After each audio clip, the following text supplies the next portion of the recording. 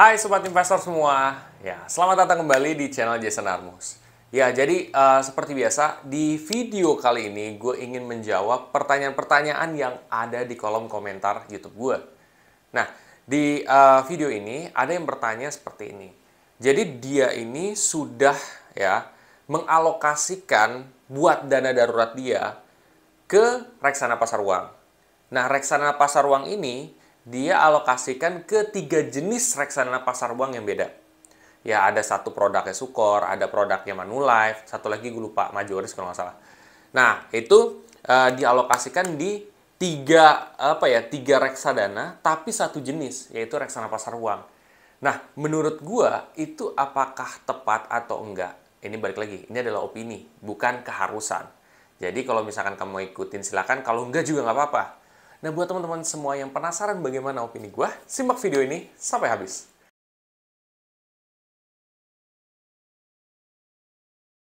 Jadi begini teman-teman, ya kalau masalah opini, setiap orang atau setiap investor itu punya pendapat yang berbeda-beda.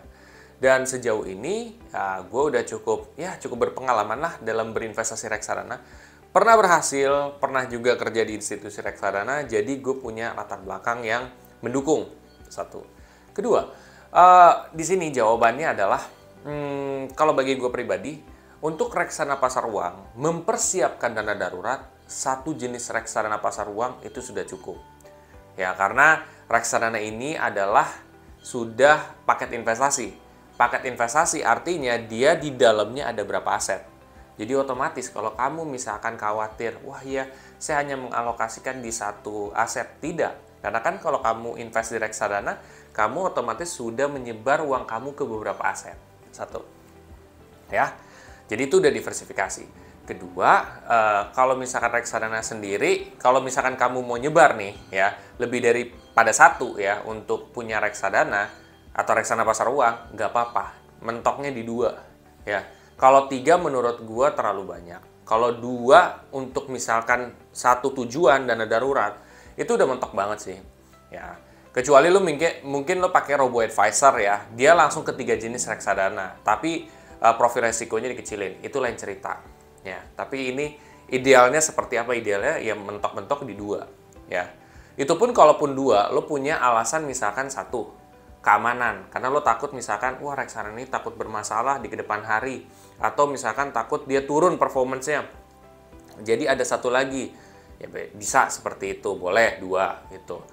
Ya itu paling alasannya itu, lebih kinerja paling udah 2 gitu. Kalaupun mentok ya di 2, jangan terlalu banyak juga karena nanti hasilnya malah justru nggak akan maksimal menurut gue. Lebih baik lo fokusin satu tapi udah maksimal. Atau kalau lo misalkan takut 2 untuk reksadana pasar uang udah cukup. Itu sih. Tetapi gue suka dengan pertanyaan ini karena memang dia sudah mulai gitu untuk mulai berinvestasi, itu suatu hal yang baik. Tetapi balik lagi, ini kan adalah opini gue gitu. Kalau kamu misalkan punya pendapat beda, ya itu nggak apa-apa juga. Kesimpulannya di sini adalah kalau misalkan di 3 jenis reksadana pasar uang untuk tujuan dana darurat tepat atau enggak, kalau menurut gua kurang tepat. Karena baiknya itu kalaupun seandainya kamu pengen lebih dari satu, itu maksimal 2. Tetapi kalau misalkan biasanya ya itu satu untuk reksadana pasar uangnya satu aja gitu. Karena ya reksadana itu sudah diversifikasi. Tetapi balik lagi opini ada di masing-masing. Oke, itu aja buat teman-teman semua yang setelah ini merasa video ini sangat baik ya kan, dan mencerahkan juga, kamu coba share aja ke teman-teman kamu, keluarga kamu, atau mungkin ya kolega kamu ya, supaya mereka juga kalau yang punya pertanyaan sama bisa terjawab. Nah, buat teman-teman juga yang mungkin punya pertanyaan atau mungkin apapun ya, lebih pertanyaan sih, kamu bisa komen aja di kolom komen di bawah ini. Nanti gue akan coba bantu jawab juga. Semoga bantu mencerahkan teman-teman juga ya, gitu.